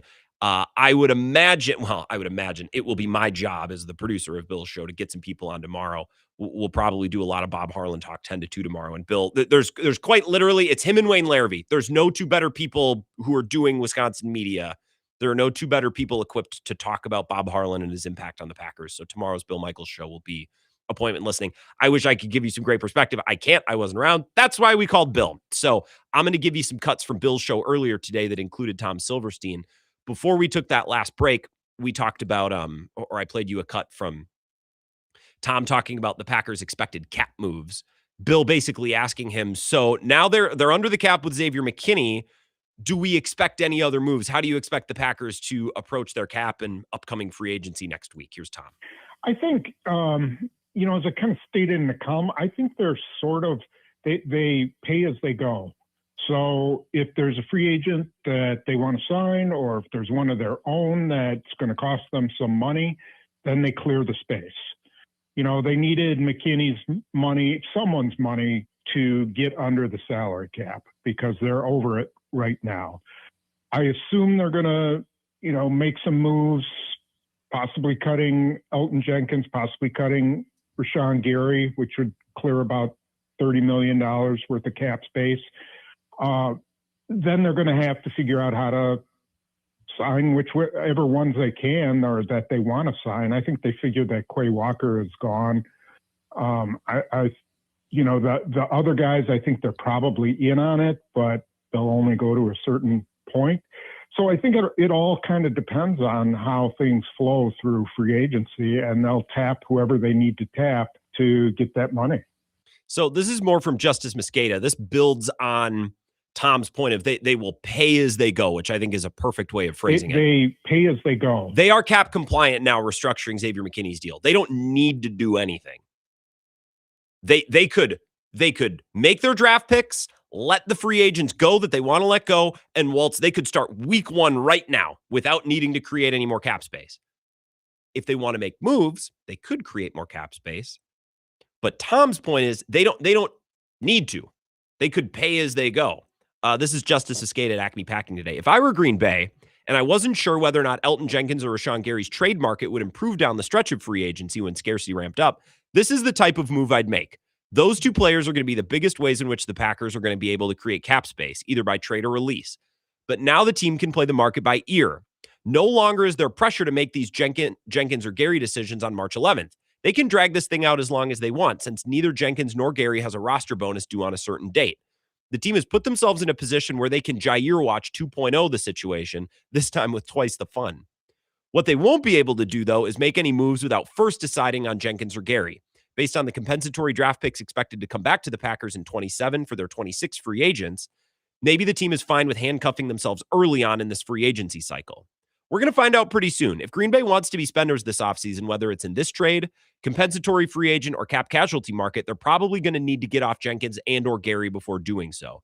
They will be your canaries in the coal mine. Before those deals are shed, the Packers won't be able to make many moves. The McKinney conversion got them to a point where they can sit pat. Now the question is whether they want to sit pat during free agency. I think it's brilliant framing. It connects with some of the things that Tom was saying earlier, Tom Silverstein. And he basically, you heard him say that he considers Quay Walker as good as gone. Quay Walker deleted all the Packers pictures off his Instagram, so we should have known that. That's such a lame thing that people. That's such a lame thing that people do. Whatever though. That's this generation. Here's Bill asking Tom, how far away do you think the Packers are? I'm just going to hit you with some of these cuts because Tom Silverstein is about as good as you'll get, and we had an opportunity to get him for about 15 minutes. Well, I think talent-wise, they have the ability to compete with pretty much everybody in the NFC. I think offensively, they've got to freshen up a little bit. I think they've got to figure out. They've been, running the same system, and there's nothing wrong with that. But I think you have to be ever changing, and I think they've got to introduce some new things into their offense. Whether that's giving Jordan Love more, freedom at the line of scrimmage to change plays, get him in better plays. That's sort of the next step in, a quarterback's development. Or, they have to be better on special teams. Yeah. And then we'll see what happens with Gannett. They were very good with Hafley, but they lacked, and this is team wide, they lacked the killer instinct. And that goes to what you were saying, or you were told, that they need some more dogs. And I do think they do need a veteran or two who's been in this kind of situation, at the end where they have to win games. And, that's something they've not been doing of late. So I think this is a really good 90 seconds from Tom because he points out, first of all, I agree with his first premise that they have the talent to compete with anyone in the NFC. You know how I know that they have the talent to compete with anyone in the NFC? Because they competed with everyone in the NFC and the AFC. There was not a game last year where they weren't right there or, in most cases, leading. So this is what bothers me this offseason. And I don't think their roster's perfect. But what's bothered me so far this offseason is Packers fans are letting the players and the coaches off the hook because, well, Nixon really isn't a CB1. Or, well, they didn't really have a great pass rusher once Micah went down. They didn't really, losing Tucker Kraft really hurt them. Yeah, yes, all of those things are true. But if the Packers would have beaten the Bears like they should have in both of those games, we wouldn't be talking about that. You know what I mean? Or we'd be talking about it differently. The Packers had all the talent in the world to win every game they played this year. And you're not going to win every single game because you're going to fail to execute in some big spots, or Dak Prescott's going to go nuclear on Sunday Night Football. Sometimes that happens. But the Packers had more than enough talent to win every single game they played this year. So to say, well, their corners need to be better and they need more depth, but they were more, folks, we watched the games. They were leading by double digits in the second half of a bunch of their losses. And their other losses in which they weren't leading were all close. The Eagles, the Panthers, the Browns. I mean, they were leading the Browns, but another example.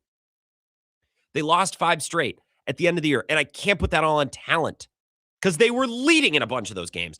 And, if we're really judging the talent, you kind of got to throw the Minnesota game out. Now, I don't like throwing that game out because it allows me to say they won 9 games and that's not good enough. And it's not. But if we're specifically talking about losses, you do kind of have to set the Minnesota one to the side. Tom talks about, well, they need to figure out special teams. We'll see how good Gannon is, blah, blah, blah, blah, blah. But at the end, let me play that end part one more time. This to me is why they lost games last year. Their roster isn't perfect, but this is the story of last season. And this is team wide. They lack the killer instinct. And that goes to what you're saying, or you were told, that they need some more dogs. And I do think they do need a veteran or two who's been in this kind of situation, at the end where they have to win games. And, that's something they've not been doing of late. This is Tom Silverstein, the Journal Sentinel. We've talked about this. Louis and Eau Claire brought it up, I think, before the season even started. It's like, well, maybe they need some veterans. Maybe this whole youngest team in the league thing, maybe it just can't work. I'm glad that Tom pointed out, well, they're a little weak here and this coach and this, that. But the crux of last season is when it got down to winning time, this team didn't have it. And I do think that starts with coaching. Here's a little bit more from Tom Silverstein. My brain thinks Zach Tom. This is Tom Silverstein from Bill's show earlier. Asked about why specifically can this team not finish games? That was the question from Bill. Here's Tom's answer. Well, it helps when you have a Micah Parsons on the field and a Tucker Kraft on the field. Those are finishers. Mm-hmm. You know, those are guys who finish games. A healthy Josh Jacobs is someone who finishes games. So I think they have that, but I think this falls on coaching. I think it's up and down coaching. You know, it's the culture that you set, and it's the mentality, and it's the accountability. You know, if you're not pulling your weight, then you're going to the bench. And I don't think they do that. I think they're extremely patient, and I don't think it really paid off for them last year. Right. You know, I think it's got to come, starts with the head coach, but then it's got to be the coordinators. They don't have the guys that they tend to hire, the Halfleys, the Gannons, are all like LaFleur. You know, they're Right. of that new school, you know, intellect based coaching style. And there's nothing wrong with that. Those guys are good, but once in a while you've got to have somebody who can, you know, chew iron and get your players to believe that they can win at the end. And I don't know what they can do about that, but they got to figure out something. Need some guys to chew iron. Again, I think that's a perfect answer from Tom. Of course, it would help to have Micah Parsons and Tucker Kraft because those are the types of players that help you close games. Josh Jacobs, too. So, of course, that would help. But we can't explain away all of those losses and all of those blown leads just off of those absent players. And Tom talks about, you know, coaches that need to instill a belief in the players. I don't think necessarily it's Matt LaFleur's job to pump up his guys in the locker room and get them to go run through a wall. I do think, however, it's his job to call plays and manage the game down the stretch in a way that players buy into. And I guess the best way to explain and the best way to really describe what I mean is to talk about the inverse, which is I don't know that the players are bought into him as a closer and a finisher and a leader because they blew so many games. And this is what happened with Eberflus. It got so bad in his last year where they were blowing games down the stretch where the players just, they stopped believing in their coach's ability to get it done. And I don't think the Packers are there with Matt LaFleur yet. But you blow a couple of games early on in this season, that's where this thing's going. And the players are just going to lose belief. So they need to be a lot better executing and slamming the door in some of these games, or the players are going to start to go sideways on you. And that's different than losing the locker room. That's another thing entirely. But when it gets to nut cutting time and the players are out there and they're exhausted and they've been battling and they don't think their coach is capable, things start to go sideways really quickly. That's what happened with Chicago. With Eberflus, who was fired midseason. We'll take a break. We're going to talk a little bit more Packers next. Badgers and Brewers towards the end of the show, but wide open phone lines if you want to jump in. 608-321-1670. This is the Wisco Sports Show with Grant Bills on the Wisconsin Sports Radio Network.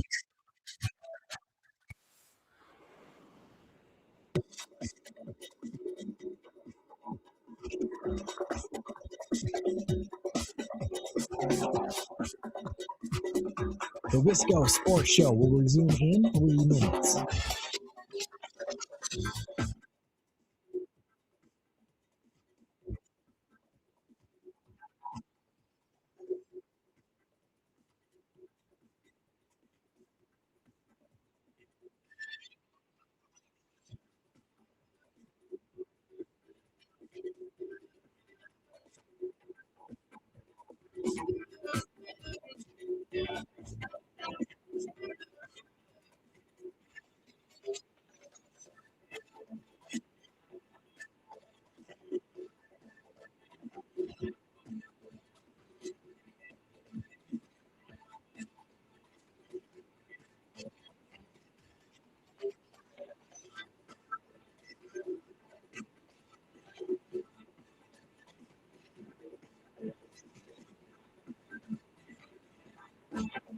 Wisco Sports Show will resume in 2 minutes.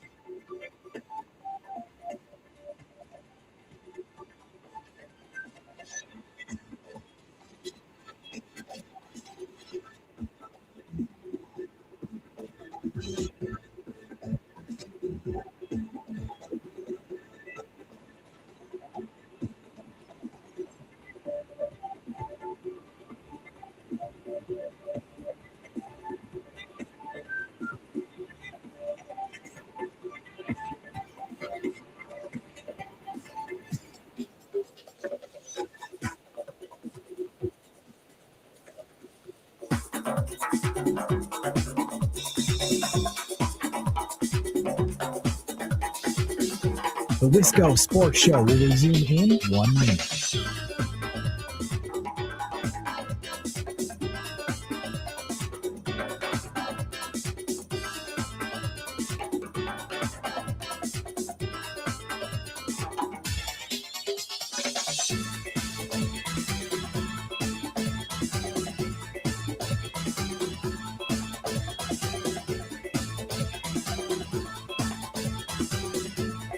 The Wisco Sports Show will resume in 30 seconds.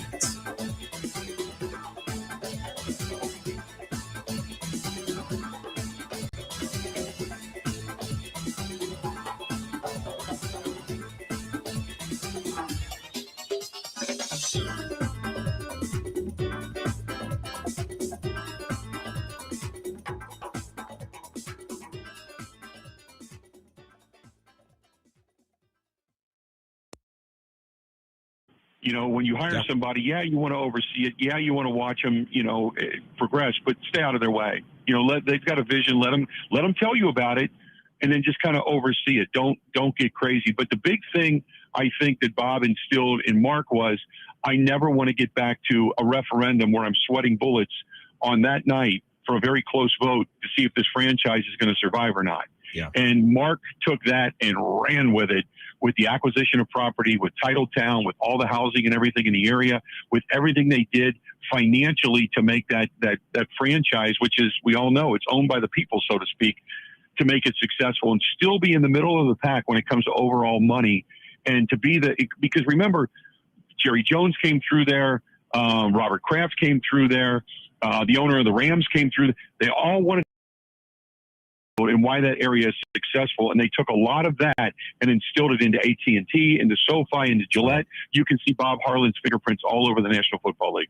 A little bit from Bill Michaels last hour. Joined just to remember Bob Harlan. We learned this afternoon, not even this afternoon, within the last hour, Bob Harlan passing away today at the age of 89. So we'll talk more about that. Certainly 10 to 2 tomorrow, but I'll mix in some of those comments throughout the rest of the show. That's by far the biggest story.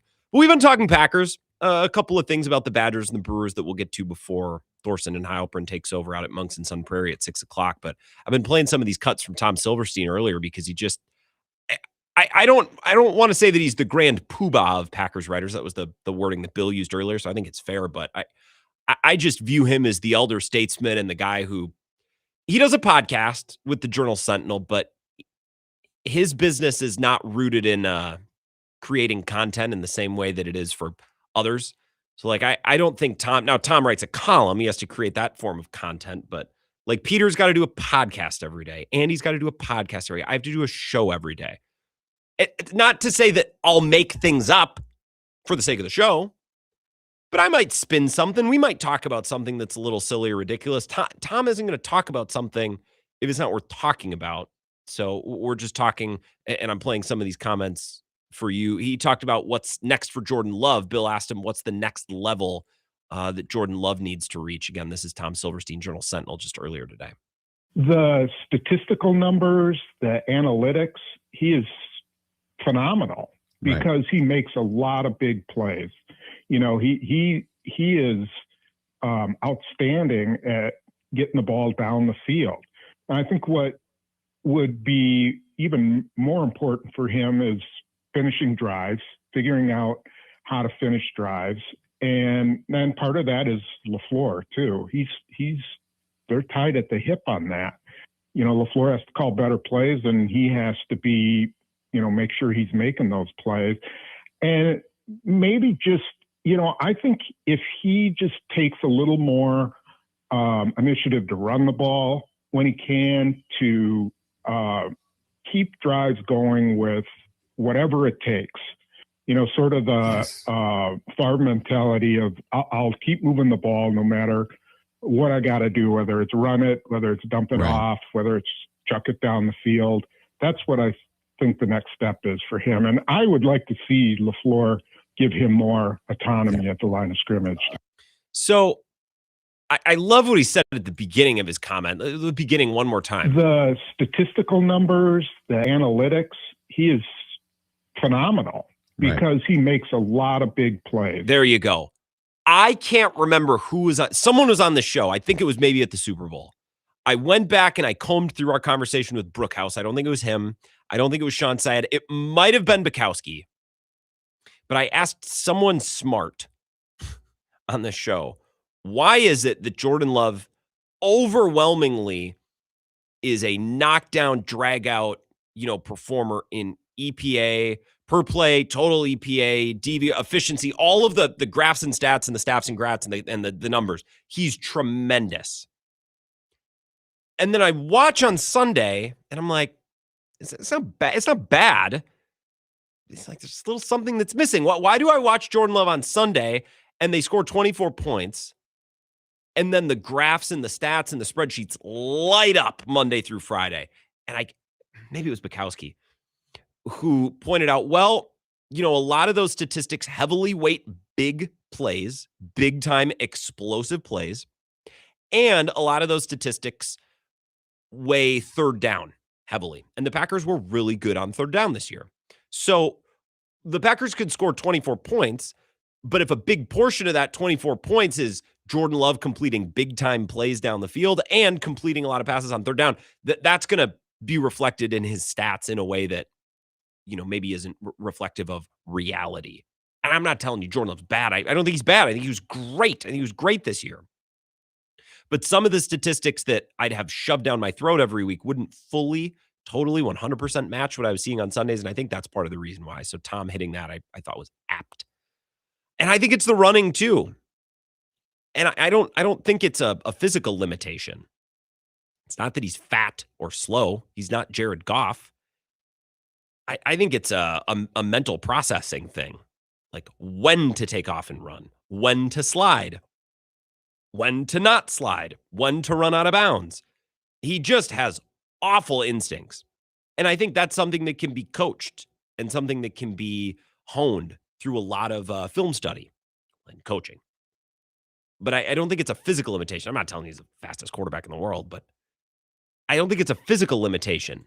On 3rd and 4, when you have an opportunity to run for 6 yards, just do it. Instead of trying to sling the pill, to the far boundary, just move the ball at any cost, as Tom said, and kind of drawing that comparison to Brett Favre. Here's Tom on their need for cornerback. We're talking about the biggest needs this offseason. Build up the cornerback position. They can't go into next year with just, what they have. I mean, I'm one of the few people who think that Nate Hobbs can still help them. I think he's got a ton of talent. I think injuries are going to be an issue with him. And last year was a really bad year, but I think you got to go one more year and find out, because when he was healthy, he played pretty well.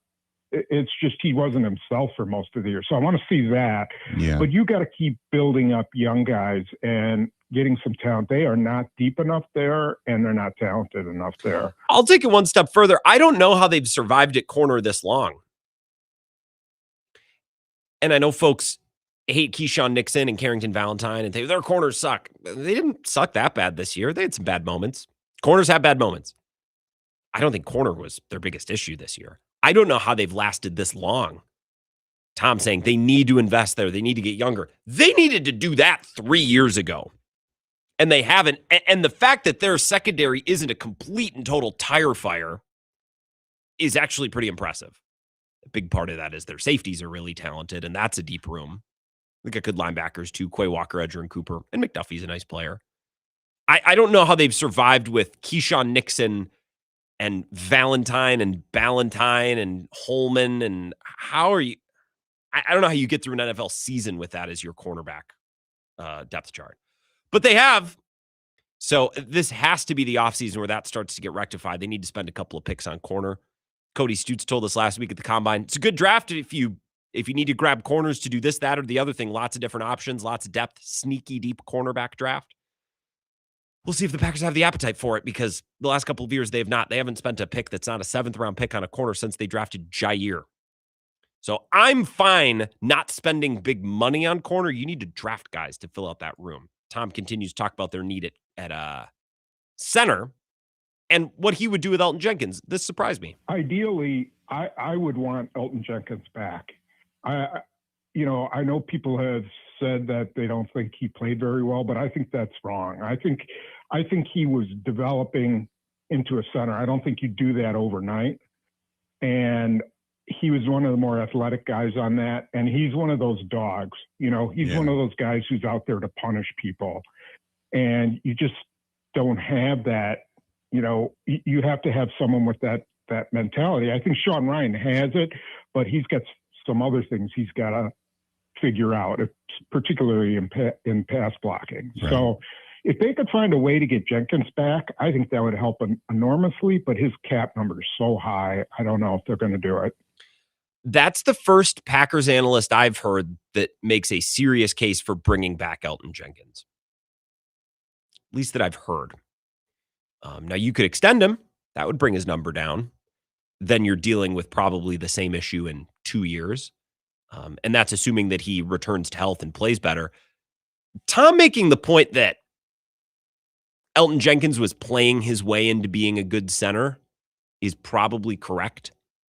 It doesn't really make me feel better about last year. I think a lot of Packers fans have let Elgton Jenkins off the hook. I talked about this with Nagler at the Super Bowl, and he gave me the sign off on this, which that's like, it's funny. Nagler has a reputation for being like a team shill, because I listen to Nagler stuff and I just find it to always be consistently very reasonable in a way that I don't find with Peter.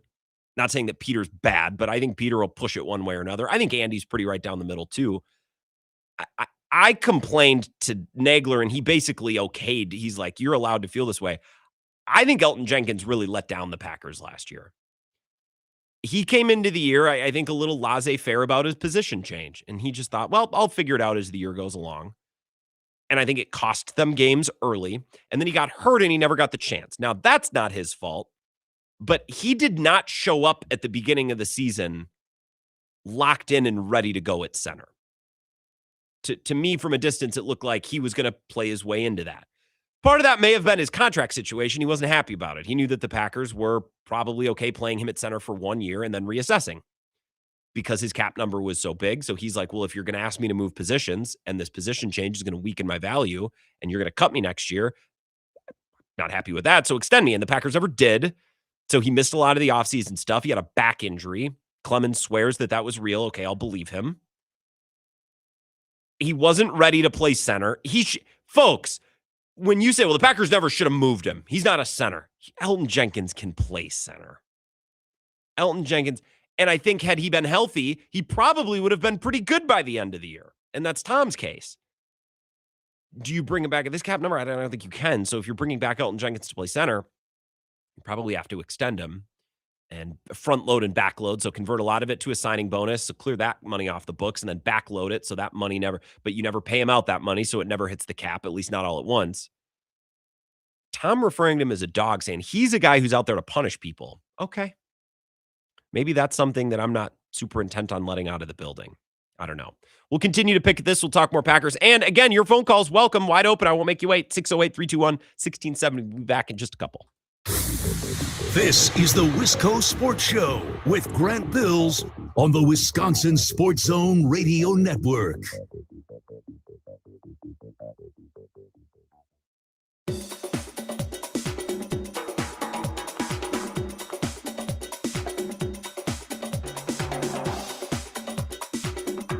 The Wisco Sports Show will resume in 5 minutes.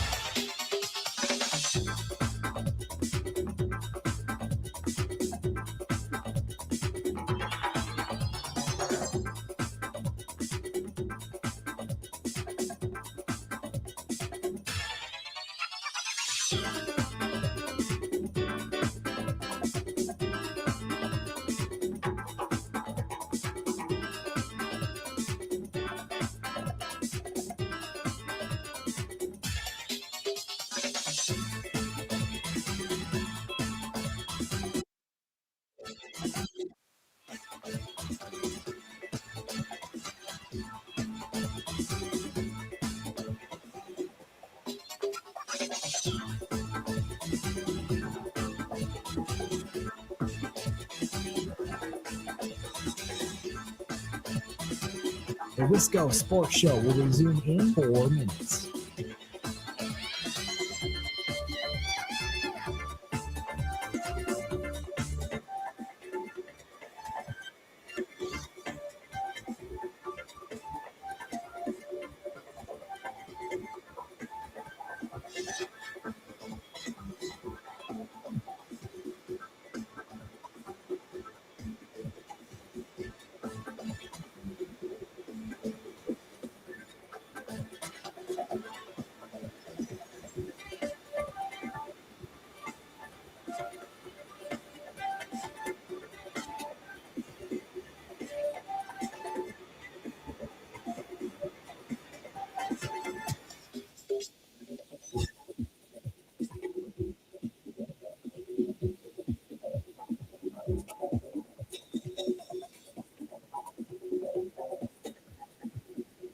Let's Go Sports Show will resume in 3 minutes.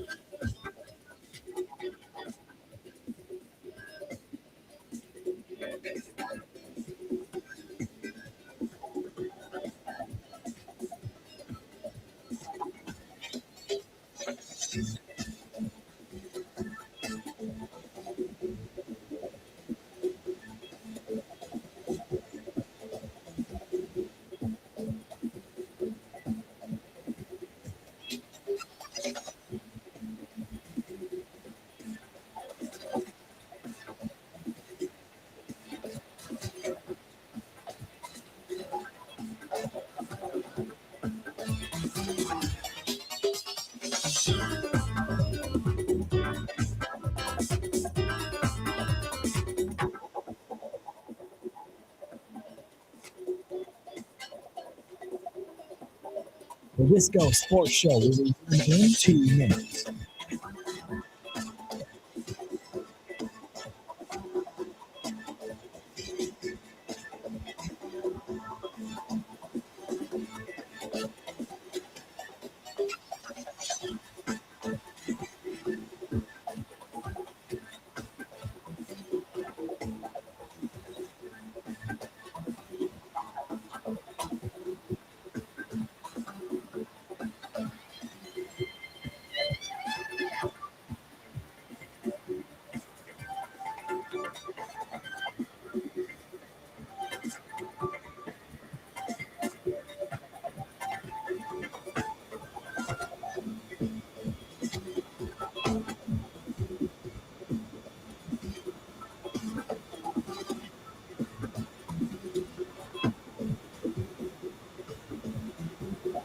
The Wisco Sports Show will resume in 1 minute.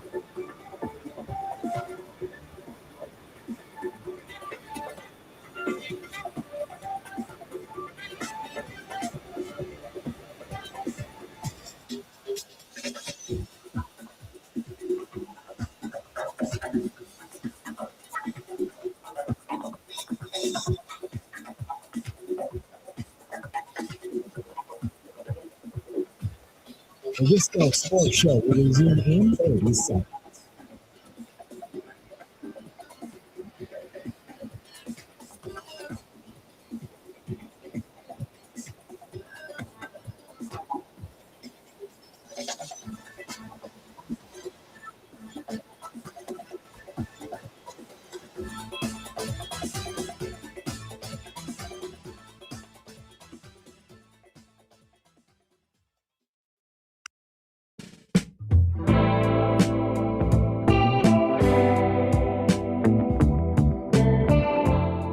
Wisco Sports Show, welcome back. We'll check in with Zach and Ebo here in about 10 minutes. They're at Monk's Sun Prairie getting ready for another installment of Thorson and Heilprin. I'm going to sprint out there right after work. Might get some cheese curds, an ice cold beer. Maybe chat a little Isaac Guard with the boys. Looking forward to that. We're picking over a couple of comments Tom Silverstein made on Bill's show earlier. I think this is the first time Tom's been on Bill's show since I've been involved with Bill's show. Can only imagine how many dozens of times we've had Huber, Bukowski, Herman, Doherty, Reichel, not Tom Silverstein. So it was a pleasure to have him. I found his comments about Elton Jenkins to be interesting. He's making the case the Packers should try to keep him because he's a dog, because he's out there to, inflict and beat up opponents. I don't know that they have a whole lot of that on their roster. But he's set to make a mountain of money. And if the Packers want to add anybody at all in free agency, that will probably require them to cut Rashawn Gary or Elton Jenkins or both. I think the Packers' hope all along was to cut Elton Jenkins after the season, but I think they were hoping to cut him from an offensive line room that felt a lot sturdier. You know what I mean? Their thought was, well, we'll use Elton Jenkins this year as a center, and by next year we'll have his replacement ready to slide over. And Jordan Morgan, I think they're ready to slide in at left tackle. We'll see if he's any good, but that at least makes sense.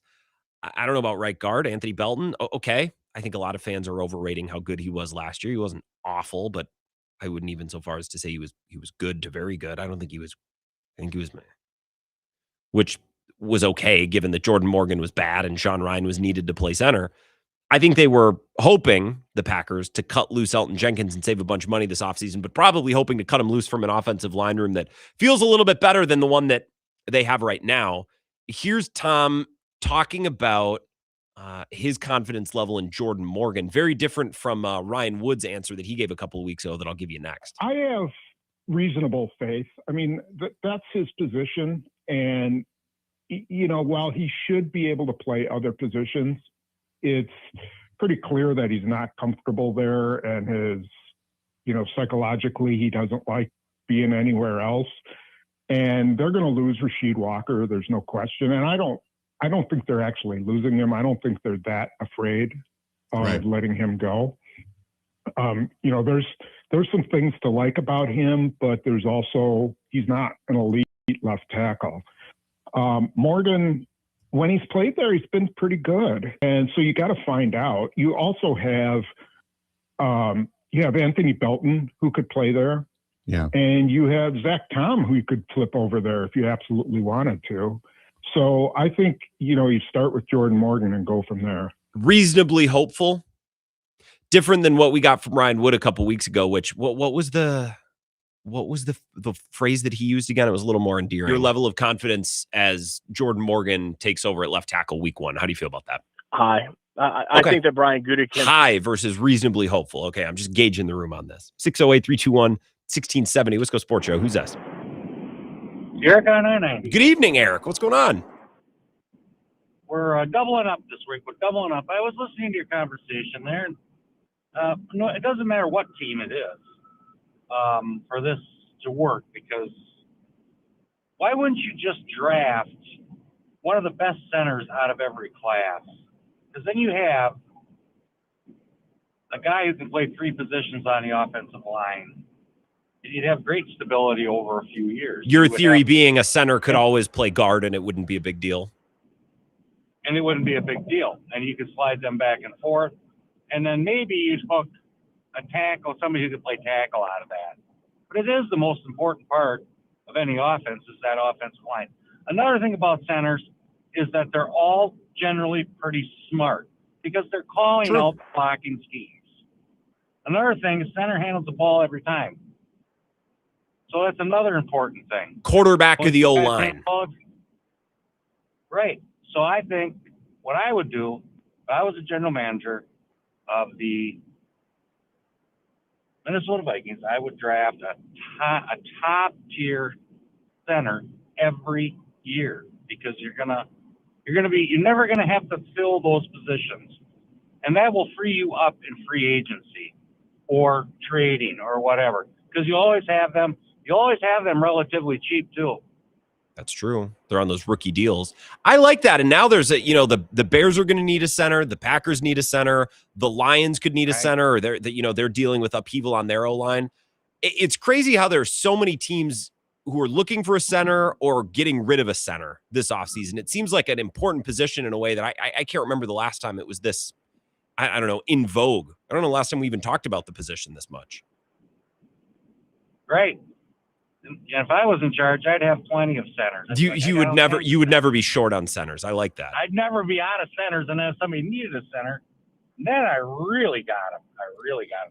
May I ask you about something before you depart for the evening, Eric? Something that we discussed last night that I think you could add to. Anytime, Grant. There's no subject that I will not talk about. We talked about the Coon Creek canoe races last night. Did you ever attend? Did you ever attend these? Yes. Did you ever attend the riots that sometimes followed up in La Crosse? Yes. Why did the riots occur? That's what I was getting lost. We were talking about this on the show last night. Why did the riot? What happened there? Copious amounts of alcohol. Well, yeah. Copious amounts. But we don't have consistent riots at Oktoberfest or Summerfest. There'll be a scrap sometimes. How do you get a riot? I think it was because it happened. The Coon Creek Canoe Races was right at the beginning of summer, at late spring. Everybody wanted to cut loose. Okay. Cut loose. And I didn't participate in any riots, But I participated at the Coon Creek canoe races Okay. down there. I participated, but there wasn't any riots down there. All right. The riots moved But yeah, northward into lacrosse. I was reading Brad Williams yesterday in Lacrosse Story about this. And the most ridiculous part of this is, well, after partying at the Coon Creek canoe races, everybody then went to 3rd Street to continue, which if you didn't know the area, you would think is reasonable. That's like a half-hour drive, Eric. That's not right around the corner. Oh, we're just going up to 3rd Street. No. You got to go over 10 Mile Hill. You got to come all the way up the south side of town. Like that's a legitimate trip when you've had a couple of pops. Well, it's even worse than that because everybody went to Chaseburg and then to Stoddard and then up to Lacrosse. And then they hit every bar between the south side of Lacrosse and downtown. There's a lot of them. So, yeah, it was – I always canoed.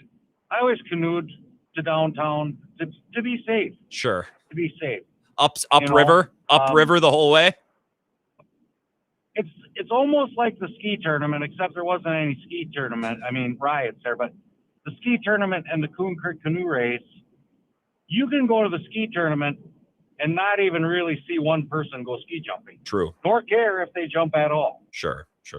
And the canoe races were going on, and nobody really, there wasn't like, hey, Bjorn Bjerkes won the canoe race. Hey, So, Bjorn Bjerkes.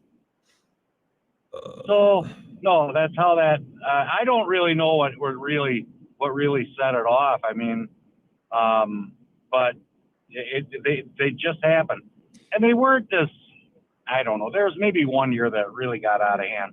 What they would do with the crowd down there is they would come down with the fire truck, and they'd just get everybody wet. They wouldn't like drill anybody with a fire hose, but they'd get everybody wet. And it was generally in May. So in the evening, it was getting down around 40-ish.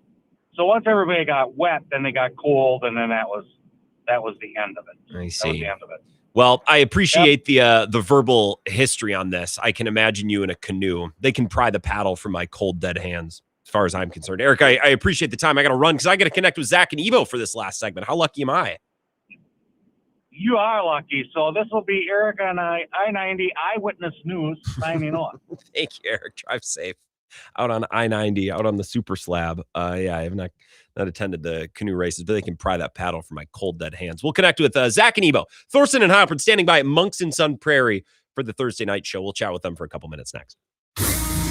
This is the Wisco Sports Show with Grant Bills on the Wisconsin Sports Zone Radio Network.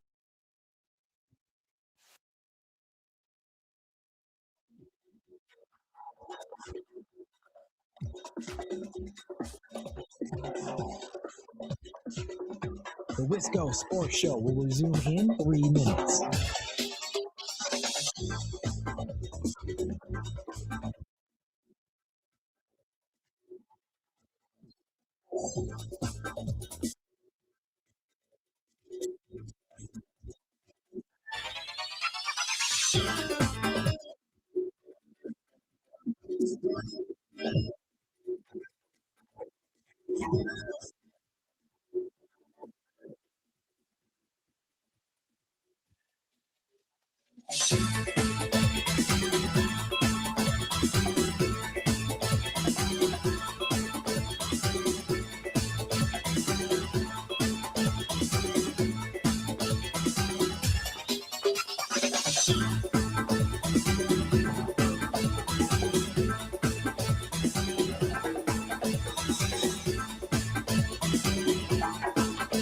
The Wisco Sports Show will resume in 2 minutes.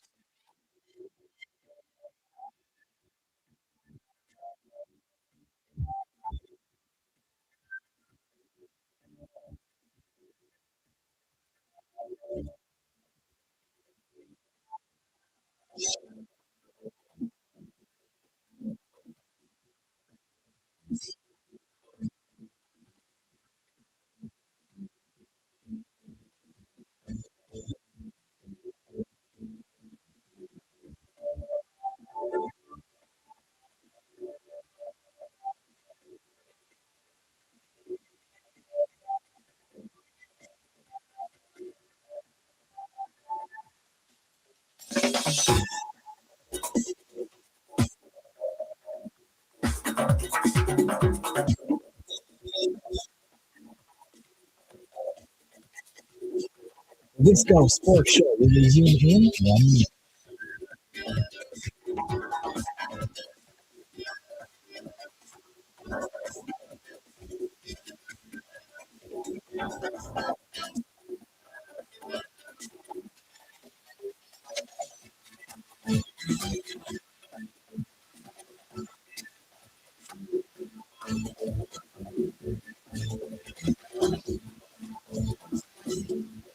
The This Go Sports Show will resume in 30 seconds.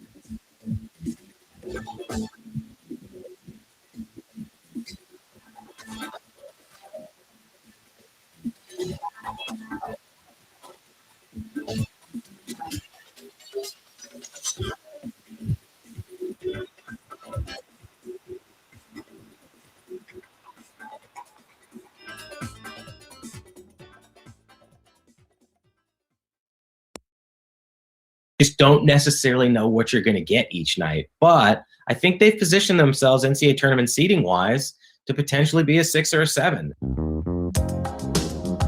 Damn it, Jesse. It's Jesse Temple yesterday. Badgers got a nice win over Maryland. Senior night last night. Isaac Guard, bang. I'm sure we'll get a lot of Isaac Guard coverage tonight at Monks and Sun Prairie. Zach and Ebo standing by for Thorson and Halpern. Good evening, gentlemen. Hello, Grant. How are you? Hello, Ebo. I know you guys only have one headset. I'm bringing you a second, so Zach can't hear me, which is actually probably just fine. I can talk to you. That'll probably make this more of a fair and Well, I was going to balanced say hello and then conversation. exchange some pleasantries and then give the headset to Zach so we could finish it off there. Okay. All right. Well, Isaac He Guard. does have a mic. I do have a mic. He does have a mic. He just can't hear. Yeah. I could relay the question if you'd like. You could. Tell Grant Zach just to asked- tell me about Isaac Guard. Grant said, "Tell me about Isaac Guard."